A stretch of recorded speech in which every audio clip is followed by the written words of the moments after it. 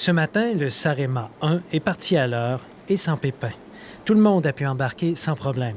Il faut dire qu'il y a de l'espace. Jusqu'à 110 véhicules et 600 passagers peuvent être à bord du navire. Ces deux matinés se sont offerts cette première traversée. C'est un petit plaisir. Puis je pense qu'il y a un de mes frères qui va peut-être le prendre pour s'en venir. Il ne sait pas que je suis à bord. Je vais lui faire une surprise en même temps. C'est une croisière de plaisance, là, vraiment. Là. Sur les ponts, en avant ou en arrière, il y a des chaises, on peut s'asseoir. C'est ce que je reprochais au FA Gautier. Celui-là, quelle que soit la côte que tu veux regarder, tu t'assieds en avant, tu regardes la côte nord, tu t'assieds à l'arrière, puis tu regardes la côte sud. Ce plaisir est partagé par les autres passagers qui n'hésitent pas à faire des blagues avec les mésaventures des derniers mois.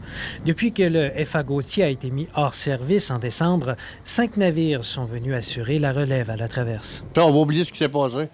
On va recommencer à neuf. Ça nous donnait confiance de savoir que c'était pratiqué à Matane, à Godbout puis à Bécomo.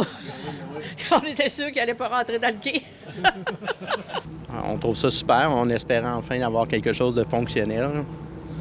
C'est merveilleux. C'est absolument pas gênant d'inviter les touristes et les visiteurs à venir prendre la traverse. Ce navire européen a coûté 39 millions de dollars. La Société des traversiers a dû ajouter 6 millions de dollars pour le mettre aux normes canadiennes. Si vous remarquez, là, on a refait complètement les deux ponts. Il fallait refaire les lignes. Je voulais un plancher qui était aussi antidérapant. Quand on regarde les gardes sur lesquelles la passerelle où on se trouve, en Europe, c'est pas obligatoire. Ici, au Canada, ça l'est. Et puis, il y avait tous les travaux aussi de mise aux normes canadiennes. Ce n'est pas fini. Il faudra quelques retouches de peinture, par exemple, et faire certaines modifications au circuit électrique pour l'adapter au système nord-américain. Le Sarema va effectuer les traversées entre les deux rives jusqu'à ce que le FA Gautier reprenne du service, qui est prévu d'ici le début de l'hiver. Ici Jean-François Deschênes, Radio-Canada, Bécomo. Ici Est du Québec.